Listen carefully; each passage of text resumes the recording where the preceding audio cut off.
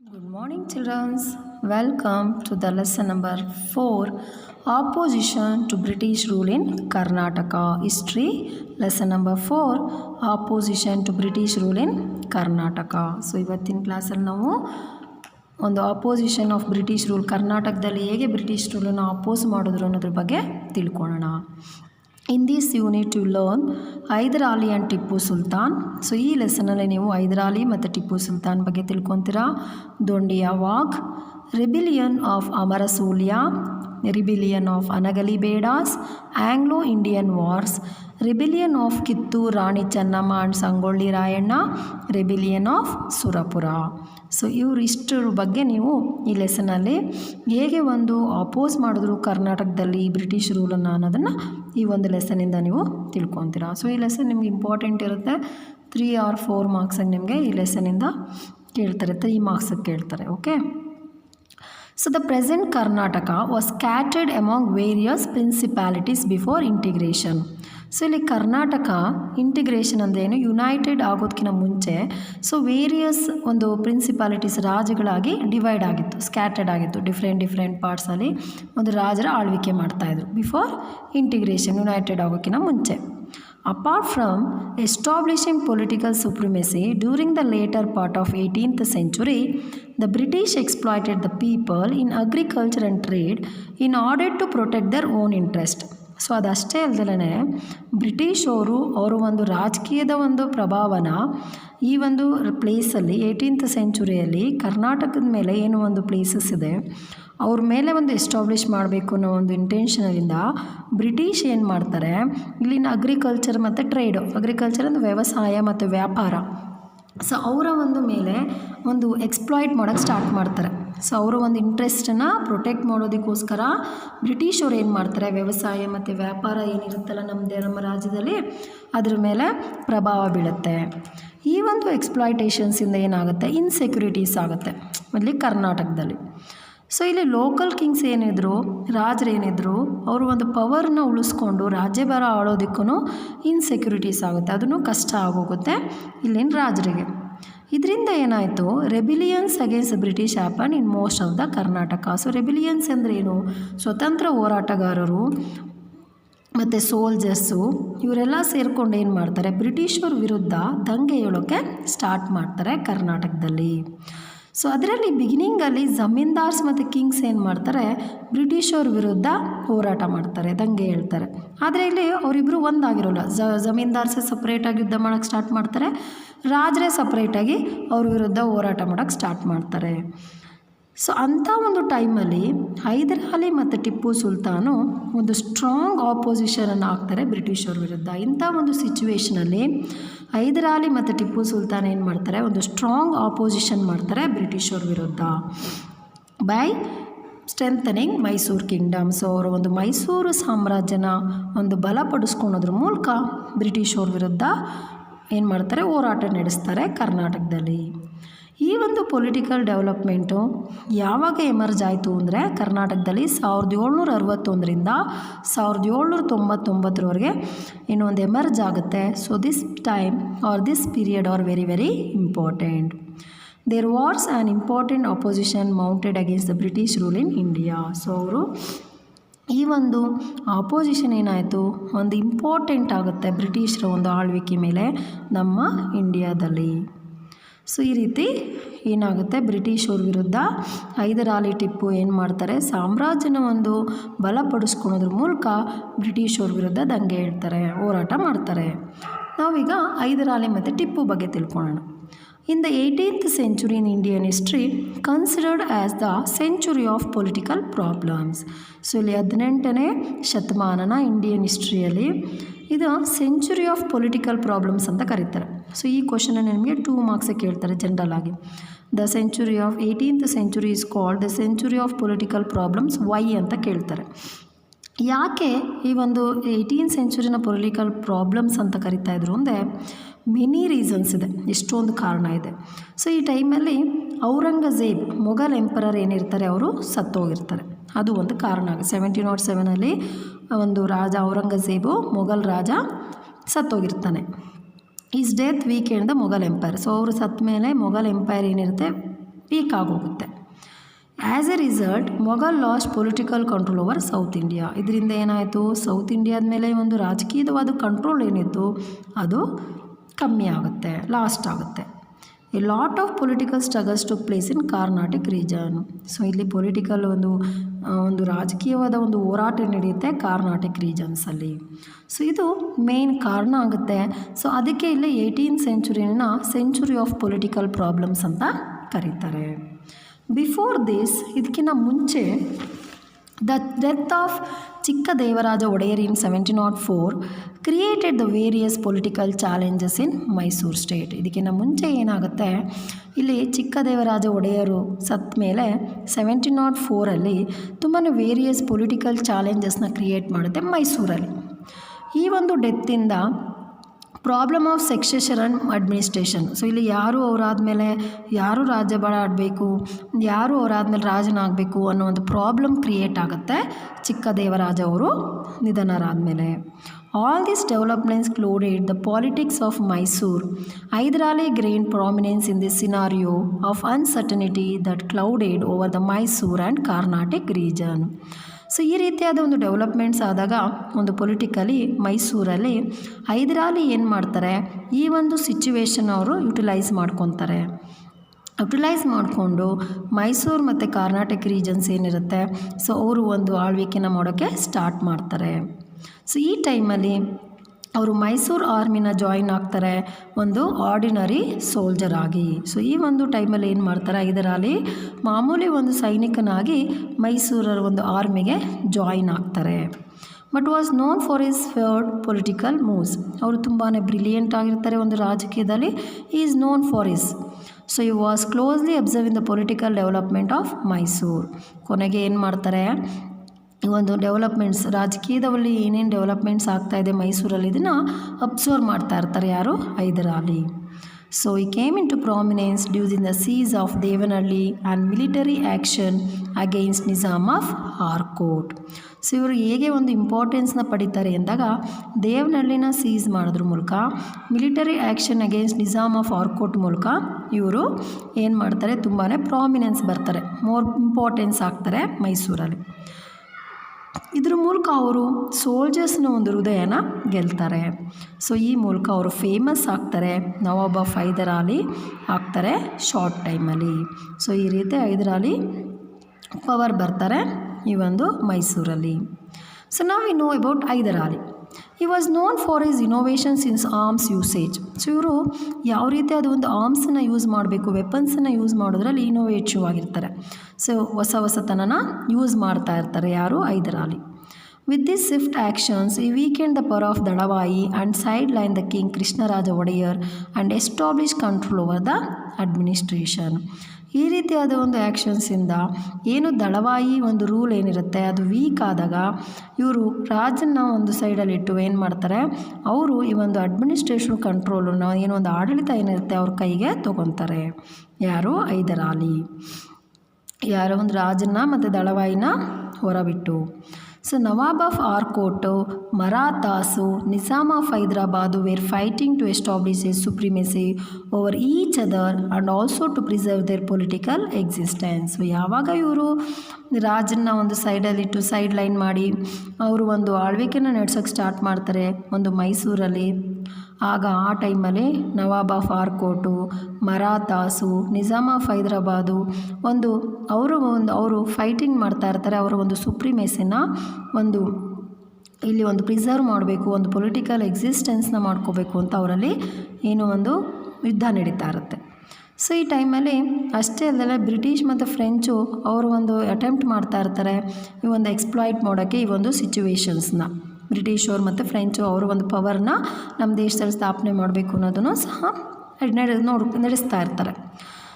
So ಈ ಒಂದು ಟೈಮಲ್ಲಿ we are knowing about the Anglo Mysuru wars that took place during the region of Hyder Ali and Tipu Sultan in this background. So ಇಂಥ ಒಂದು ಸಿಚುವೇಷನಲ್ಲಿ ಹೇಗೆ ಒಂದು ಮೈಸೂರು ಮತ್ತು ಬ್ರಿಟಿಷರ ವಿರುದ್ಧ ಯುದ್ಧ ನಡೀತು ಹೈದರಾಲಿ ಮತ್ತು ಟಿಪ್ಪು ಸುಲ್ತಾನ್ ಬಗ್ಗೆ ತಿಳ್ಕೊಳ್ಳೋಣ. So now we know about first Anglo-Mysore War. So first Anglo-Mysore War ಬಗ್ಗೆ ತಿಳ್ಕೊಳ್ಳೋಣ. ಕಾಸಸ್ ಮತ್ತು results of first Anglo Mysore war.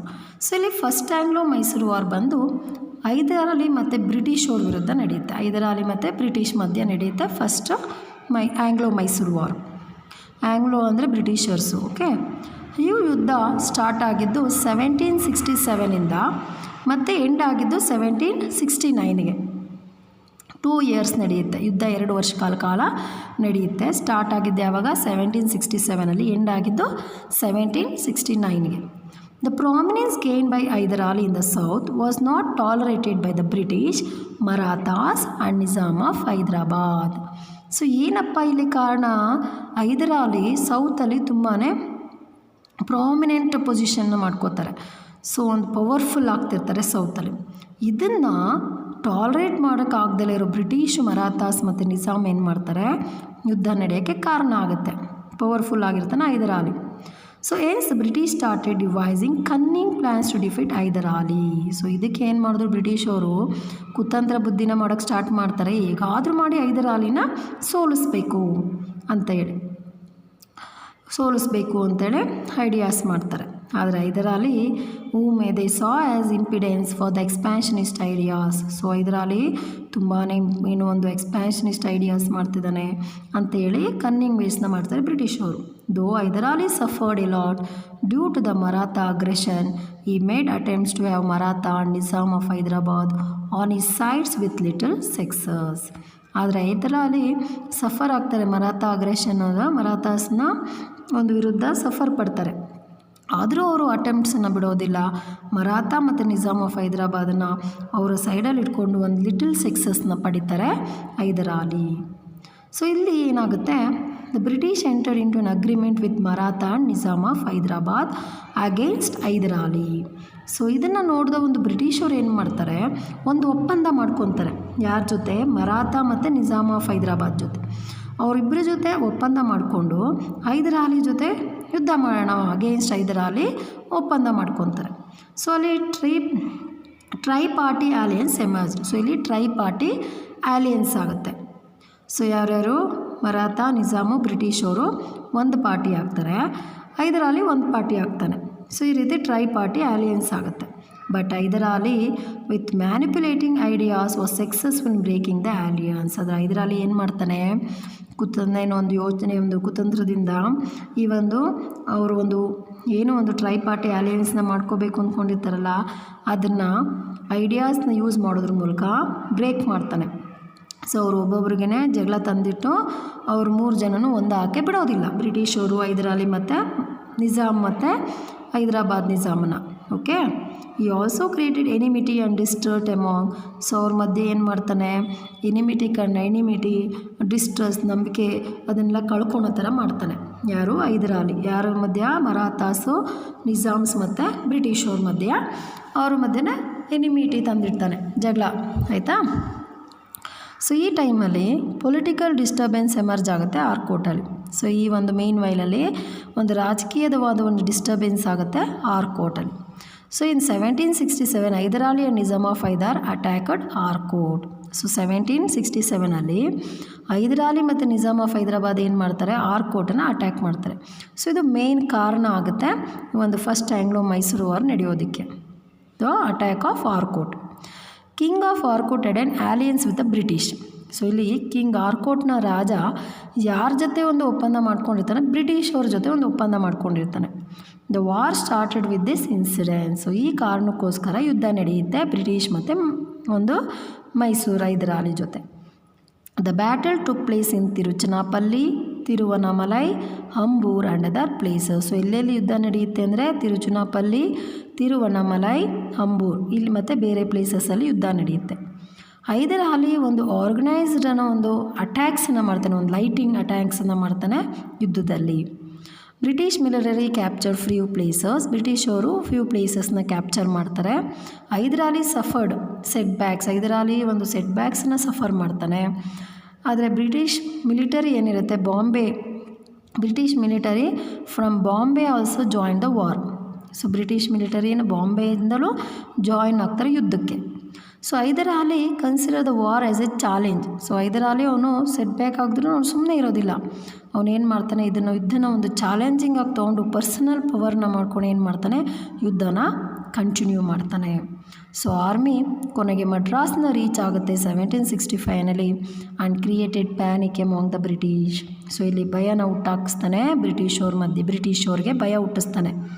So ಆಗ ಇನ್ಎವಿಕ್ಟಬಲಿ ಯಾವುದೇ ಒಂದು ಕಾರಣ ಇಲ್ಲದಲ್ಲ ಏನಾಗುತ್ತೆ, ಒಂದು ಬ್ರಿಟಿಷವರು ಒಂದು ಹೈದರ್ ಅಲಿ ಜೊತೆ ಒಪ್ಪಂದ ಮಾಡ್ಕೊತಾರೆ, ಅಗ್ರಿಮೆಂಟ್ ಮಾಡ್ಕೊತಾರೆ. ಸೊ ಅಗ್ರಿಮೆಂಟ್ ಯಾವುದು, ಮಡ್ರಾಸ್ ಟ್ರೀಟಿ.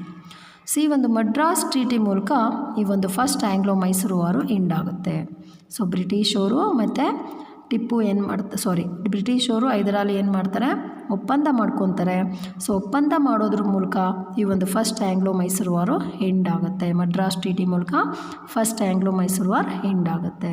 ಸೊ ಏನು ಮೇನ್ ಕಾಸಸ್ ಏನು, 1797ನಲ್ಲಿ ಹೈದರ್ ಅಲಿ ಮತ್ತು ನಿಜಾಮು ಆರ್ಕೋಟ್ನ ಅಟ್ಯಾಕ್ ಮಾಡ್ತಾನೆ. ಆರ್ಕೋಟ್ನ ರಾಜ ಯಾರ ಜೊತೆ ಒಂದು ಒಪ್ಪಂದ ಮಾಡ್ಕೊಂಡಿರ್ತಾನೆ, ಬ್ರಿಟಿಷವ್ರ ಜೊತೆ ಆಲಿಯನ್ಸ್ ಮಾಡ್ಕೊಂಡಿರ್ತಾನೆ, ಆಯಿತಾ. ಸೊ ಇದು ಮೇನ್ ಕಾರಣ ಆಗುತ್ತೆ ಯುದ್ಧ ಆಗೋಕ್ಕೆ. ಸೊ ಕೊನೆಗೆ ಯಾವಾಗ ಒಂದು ಬ್ರಿಟಿಷವ್ರನ್ನ ಪ್ಯಾನಿಕ್ ಮಾಡ್ತಾನೆ ಮಡ್ರಾಸ್ನ ಎಂಟ್ರಿ ಮಾಡೋದ್ರ ಮೂಲಕ, ಆಗ ಬ್ರಿಟಿಷವ್ರು ಏನು ಮಾಡ್ತಾರೆ, ಹೈದರ್ ಅಲಿ ಜೊತೆ ಒಪ್ಪಂದ ಮಾಡಿಕೊಂಡು ಒಂದು ಮಡ್ರಾಸ್ ಟ್ರೀಟಿನ ಮಾಡೋದ್ರ ಮೂಲಕ ಈ ಒಂದು ಫಸ್ಟ್ ಆಂಗ್ಲೋ ಮೈಸೂರು ವಾರು ಎಂಡ್ ಆಗುತ್ತೆ. So this is about first Anglo-Mysore War. So now we know about second Anglo-Mysore War, which was fought between 1780 to 84. 4 years ಯುದ್ಧ ಆಗುತ್ತೆ. ಇಲ್ಲಿ political situation in Travancore and Thanjavur was the reason. ಏನು ಕಾರಣ ಅಪ್ಪ ಈ ಯುದ್ಧ ನಡೆಯೋದಕ್ಕೆ ಅಂದರೆ, ಈ ಒಂದು ರಾಜಕೀಯದ ಸಿಚುವೇಶನ್ ಎಲ್ಲಿ ತ್ರಾವಂಕೂರ್ ಮತ್ತು ತಂಜಾವೂರಲ್ಲಿ. ಸೊ ಅದು ಮೇನ್ ಕಾರಣ ಆಗುತ್ತೆ ಈ ಒಂದು ಎರಡನೇ ಒಂದು ಆಂಗ್ಲೋ ಮೈಸೂರು ವಾರ ಆಗೋಕ್ಕೆ. The Madras Treaty had put the political development in South India on a temporary hold. So ಟೆಂಪರರಿಲಿ ಏನು ಮಾಡುತ್ತೆ, ಹೋಲ್ಡ್ ಆಗಿರುತ್ತೆ ಒಂದು ಮಡ್ರಾಸ್ ಟ್ರೀಟಿಯಿಂದ.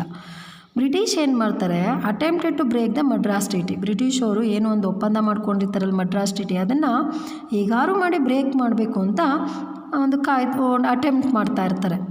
ಸೊ ಇಲ್ಲಿ Madhavrao attack Srirangapatna with Maratha army. Hyder Ali expected the British support in as per the Madras treaty. So ಇಲ್ಲಿ ಮಾಧವರಾವ್ ಏನು ಮಾಡ್ತಾನೆ, Srirangapatna attack ಮಾಡ್ತಾನೆ, Maratha army ಆಯಿತಾ ಅಟ್ಯಾಕ್ ಮಾಡ್ತಾನೆ. ಹೈದರ್ ಅಲಿ ಏನು ಮಾಡ್ತಾನೆ, ಬ್ರಿಟಿಷವರು ಸಪೋರ್ಟ್ ಬರ್ತಾರೆ ಅಂದರೆ ಒಪ್ಪಂದ ಮಡ್ರಾಸ್ ಟ್ರೀಟಿ ಪ್ರಕಾರ ಏನಪ್ಪ ಅಂದರೆ, ಯಾರೇ ಒಬ್ಬರು ಯುದ್ಧಕ್ಕೆ ಬಂದ್ರೂ ಈ ಯಾರೇ ಏನೋ ಒಂದು ಹೈದರ್ ಅಲಿ ಅಥವಾ ಬ್ರಿಟಿಷವರು ಇರ್ಬೋದು ಸಹಾಯ ಮಾಡಬೇಕು ಅವರ ಒಂದು ಪಾರ್ಟೀಸ್ಗೆ ಅಂತ ಇರುತ್ತೆ ಮಡ್ರಾಸ್ ಟ್ರೀಟಿಲಿ. ಆದರೆ ಇಲ್ಲಿ ಯಾವಾಗ ಮಾಧವರಾವು ಶ್ರೀರಂಗಪಟ್ಟಣ ಅಟ್ಯಾಕ್ ಮಾಡ್ತಾನೆ, ಹೈದರ್ ಅಲಿ ಎಕ್ಸ್ಪೆಕ್ಟ್ ಮಾಡ್ತಿರ್ತಾನೆ ಬ್ರಿಟಿಷವ್ರು ಬಂದು ಸಪೋರ್ಟ್ ಮಾಡ್ತಾರೆ ಅಂತ. ಆದರೆ ಬ್ರಿಟಿಷವ್ರಲ್ಲಿ ಸಪೋರ್ಟಿಗೆ ಬರೋದಿಲ್ಲ. ಸೊ ಒಪ್ಪಂದನ ಮುರಿತಾರೆ. ಮಡ್ರಾಸ್ ಟ್ರೀಟಿಲಿ ಏನೋ ಒಂದು ಒಪ್ಪಂದ ಮಾಡ್ಕೊಂಡಿರ್ತಾರೆ, ಅದನ್ನು ಮುರಿತಾರೆ. But the British rejected the request of Hyder Ali and went against the Madras treaty. Mahe, the French colony, was under the hold of Hyder Ali. The British attacked Mahe and captured it. This became the reason for Second Anglo-Mysore War. So ಒಪ್ಪಂದನ ಮುರಿತಾರೆ ಬ್ರಿಟಿಷವರು.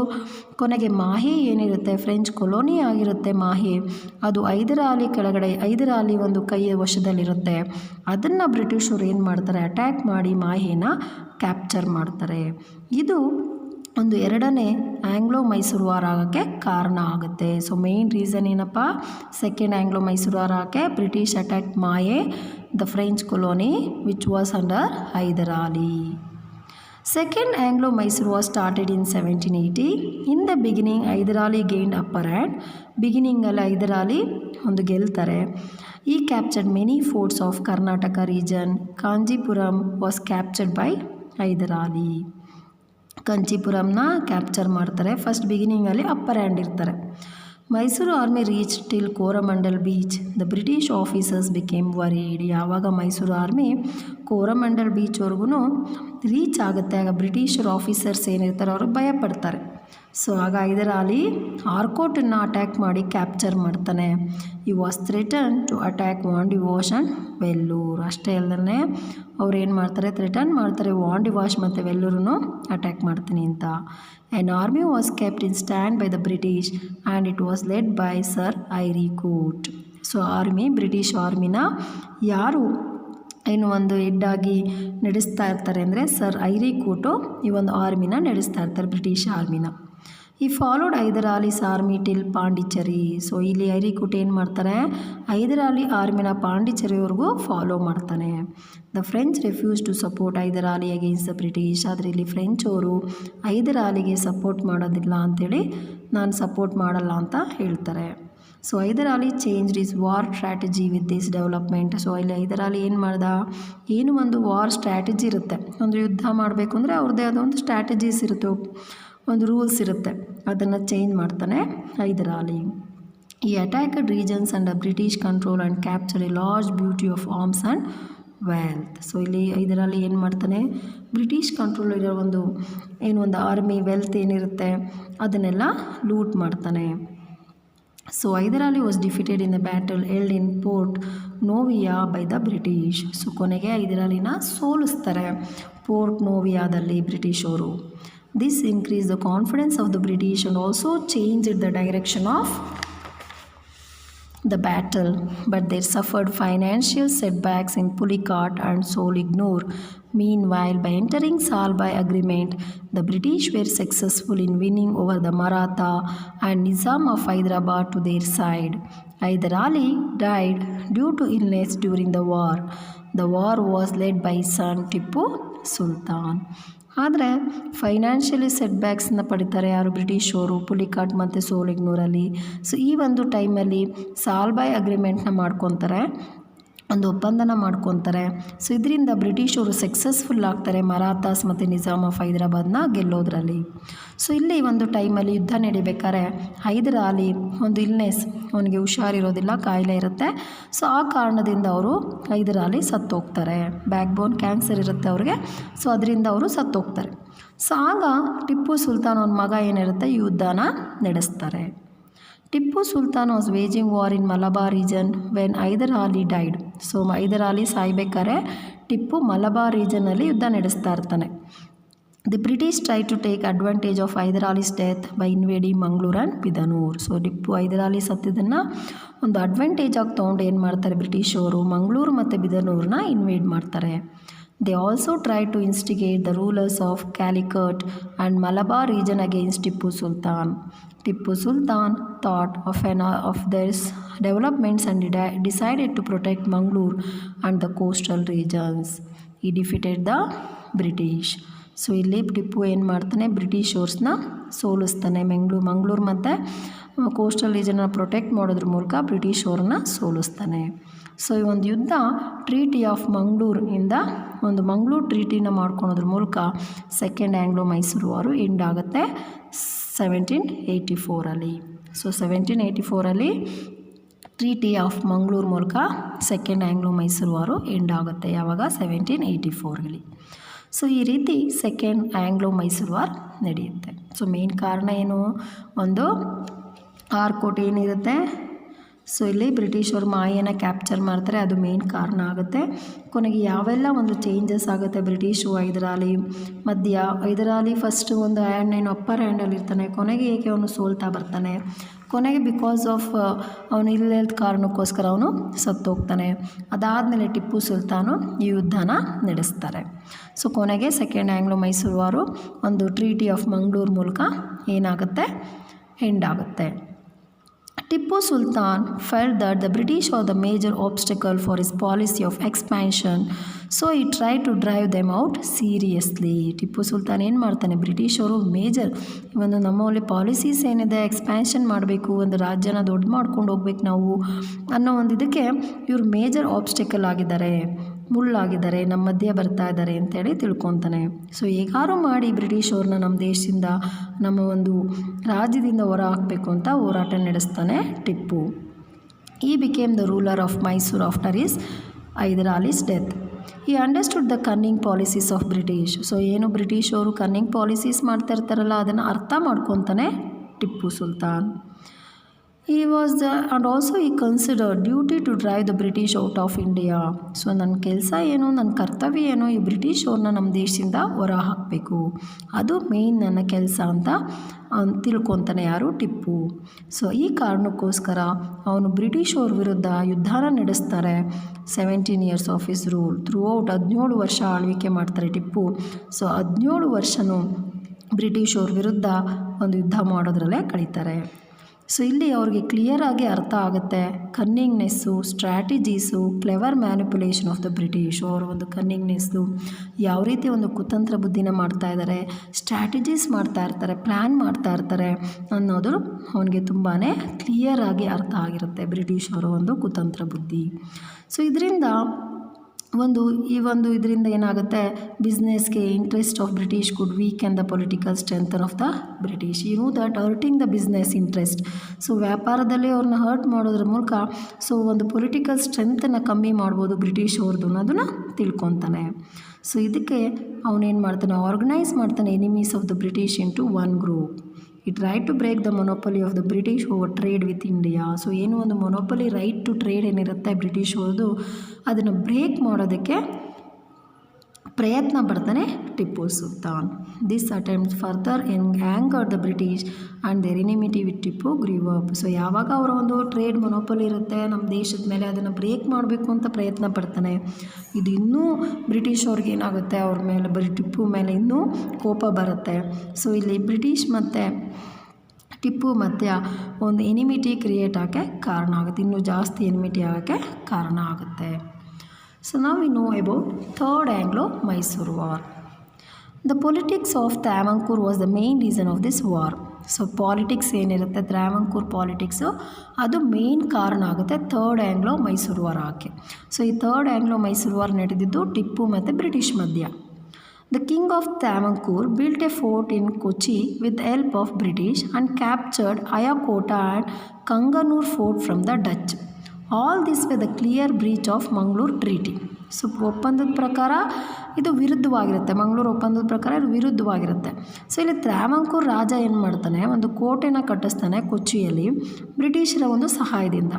ಅಷ್ಟೇ ಅಲ್ಲದಲೇ ಆಯಾಕೋಟ ಮತ್ತು ಕಗನೂರು ಫೋರ್ಟನ್ನ ಒಂದು ಡಚ್ಚಿಂದ ವಶಪಡಿಸ್ಕೊಂಡಿರ್ತಾನೆ, capture ಮಾಡಿರ್ತಾನೆ. So ಇದು breach ಏನು ಒಂದು Mangaluru treaty ಒಂದು ಕ್ಲಿಯರಾಗಿ ಇರುತ್ತೆ, ಆಯಿತಾ, ವಿರುದ್ಧವಾಗಿರುತ್ತೆ. ಸೊ ಇದು ಮೇನ್ ಕಾರಣ ಆಗುತ್ತೆ ಥರ್ಡ್ ಆ್ಯಂಗ್ಲೋ ಮೈಸೂರು ವಾರ್ ಆಕೆ.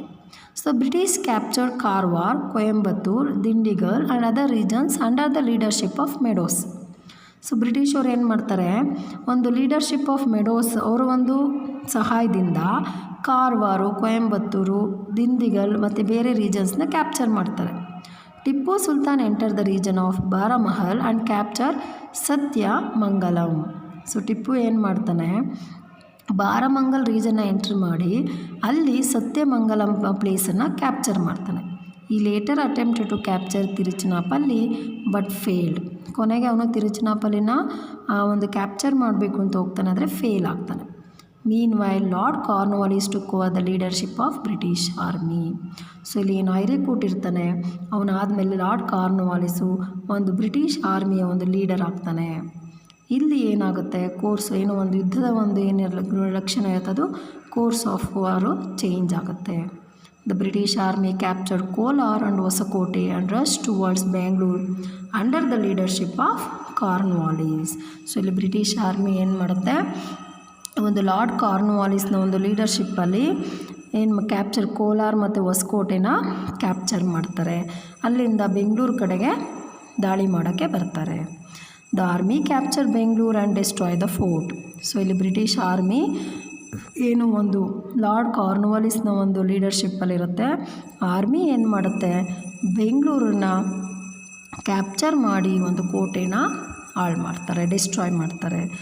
After capturing Bengaluru, Lord Cornwallis sought the help of Maratha and Nizam of Hyderabad to defeat Tipu Sultan. ಯಾವಾಗ ಬೆಂಗಳೂರನ್ನು ಕ್ಯಾಪ್ಚರ್ ಮಾಡ್ತಾನೆ, ಯಾರು ಲಾರ್ಡ್ ಕಾರ್ನ್ವಾಲಿಸ್ ಏನು ಮಾಡ್ತಾನೆ, ಒಂದು ಮರಾಠಾಸ್ ಮತ್ತು ನಿಜಾಮ್ ಆಫ್ ಹೈದರಾಬಾದಿನ ಒಂದು ಸಹಾಯನ ಪಡ್ತಾನೆ, ಒಂದು ಟಿಪ್ಪು ಸುಲ್ತಾನ್ನ ಸೋಲಿಸ್ಬೇಕು ಅಂತ ಹೇಳಿ. The war took another conclusive turn with the joining of Maratha and Hyderabad force with the British. So ಇಲ್ಲಿ ಏನೋ ಒಂದು ಯುದ್ಧ ನಡೀತಾ ಇರುತ್ತೆ, ಅದು ಇನ್ನೊಂದು ಟರ್ನ್ನ ಪಡೆಯುತ್ತೆ. ಮರಾಠಾ ಮತ್ತು ಹೈದರಾಬಾದು ಬ್ರಿಟಿಷ್ ಅವ್ರನ್ನ ಜಾಯಿನ್ ಆದಾಗ. Marathas capture Savanur, Gajendragad, Lakshmeshwar, Hubballi and other places. So ಇಲ್ಲಿ ಮರಾಠಾಸ್ ಒಂದು ಕಡೆ ಯುದ್ಧ ಮಾಡ್ತಾರೆ, ಹೈದರಾಬಾದ್ ಒಂದು ಕಡೆ ಯುದ್ಧ ಮಾಡ್ತಿರ್ತಾರೆ ಬ್ರಿಟಿಷವರು. ಸೊ ಇವು ಮೂರು ಜಾಯಿನ್ ಆಗಿ ಟಿಪ್ಪು ಸುಲ್ತಾನ್ ವಿರುದ್ಧ ಯುದ್ಧನ ನಡೆಸ್ತಾರೆ. ಈ ಒಂದು ಕಂಬೈನ್ಡ್ ಆರ್ಮಿ ಒಂದು ಶ್ರೀರಂಗಪಟ್ಟಣಕ್ಕೆ ಮಾರ್ಚ್ ಆಗುತ್ತೆ by capturing fort after fort in 1792. So combined army Srirangapatna ಕಡೆ ಬಂದು ಈ ಒಂದು ಕೋಟೆನ ವಶಪಡಿಸ್ಕೊಳುತ್ತೆ. The fort was destroyed during ನೈಟಲ್ಲೇ ಏನು ಮಾಡ್ತಾರೆ, ಆ ಫೋರ್ಟ್ನ ಕೋಟೆನ ಧ್ವಂಸ ಮಾಡಾಕ್ಬಿಡ್ತಾರೆ.